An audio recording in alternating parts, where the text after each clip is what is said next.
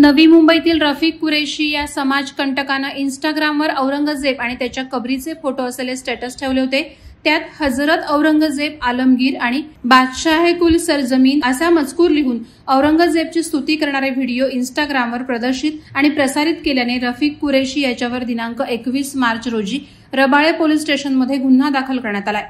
याविषयी गुन्हा नोंद करण्यासाठी नवी मुंबई बजरंग दलानं पुढाकार घेतला असून बजरंग दलाचे नवी मुंबई जिल्हा सहसंयोजक तेजस पाटील यांनी याबाबत दिनांक 20 मार्च रोजी वरिष्ठ पोलीस निरीक्षक रबाळे यांना लेखी तक्रार दिली होती।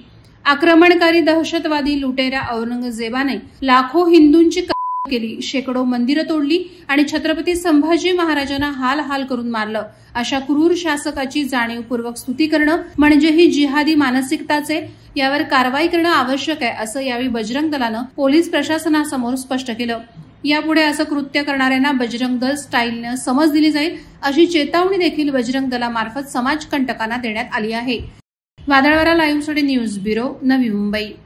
नवी मुंबई व रायगड जिल्ह्यातील ताज्या बातम्या आणि घडामोडींसाठी सबस्क्राईब करा वादळवारा लाईव्ह चॅनल आणि दाबा बेल आयकॉन।